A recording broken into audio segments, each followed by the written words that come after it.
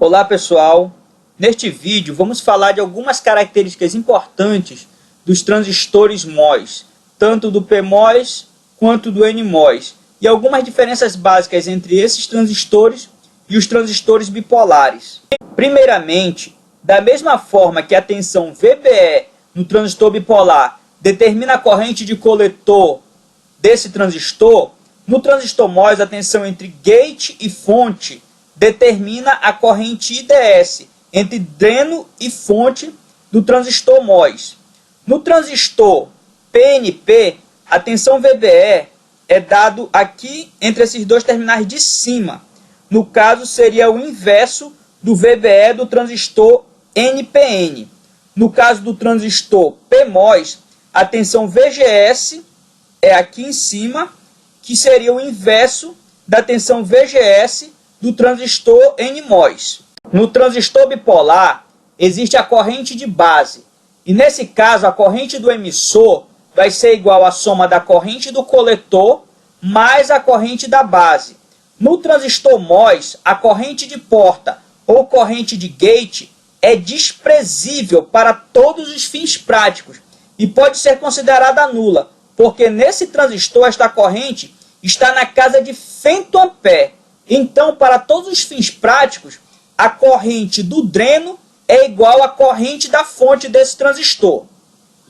Diferente do transistor bipolar, onde fisicamente o emissor é mais dopado que o coletor, tanto no transistor NPN quanto no transistor PNP, no caso dos transistores MOS, tanto no caso do NMOS quanto no caso do PMOS, o terminal de dreno é fisicamente simétrico ao terminal de fonte, ou seja, fisicamente não existe uma diferença entre esses dois terminais, tanto no caso do transistor PMOS quanto no caso do transistor NMOS. Não obstante a este fato, é possível que o simulador faça uma diferença entre o terminal de fonte e o terminal de dreno do transistor MOS. Isso porque o simulador precisa de uma referência para executar o seu trabalho. Então, para isso, se não estiver explícito no transistor qual terminal é o dreno e qual terminal é a fonte, você precisa fazer um exame no simulador, no modelo do transistor que ele está utilizando, para saber qual dos dois terminais ele está considerando como fonte e qual dos dois está sendo considerado como dreno, para que você não tenha nenhuma surpresa desagradável nos resultados da simulação do circuito. Uma outra característica importante do transistor MOS é a tensão de limiar, que é a tensão mínima necessária aplicada entre o gate e a fonte do transistor, tanto no PMOS quanto no NMOS, para que o canal de carga físico do transistor seja formado e este possa operar adequadamente na sua região de inversão forte. No caso do transistor bipolar, a tensão mínima necessária aplicada entre o terminal de base e o terminal de emissor para que o transistor funcione como chave tem um valor fixo.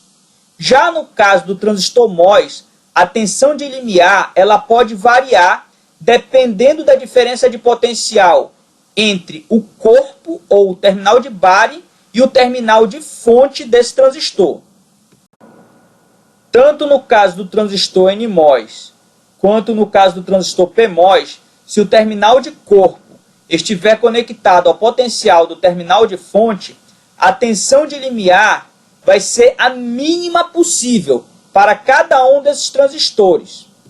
Agora, super importante, no caso do transistor NMOS, para que o transistor funcione de forma adequada, é necessário que o terminal de corpo esteja no potencial menor ou no máximo igual ao potencial do terminal de fonte.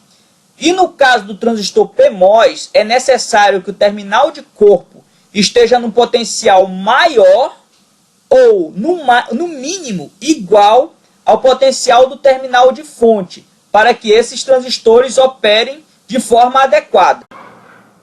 No caso do transistor NMOS, se o terminal de corpo estiver num potencial menor que o terminal de fonte, o transistor vai operar de forma adequada, mas a tensão de limiar desse transistor vai aumentar. Ou seja, será necessário aplicar uma tensão maior entre o gate e a fonte para que o transistor opere de forma adequada.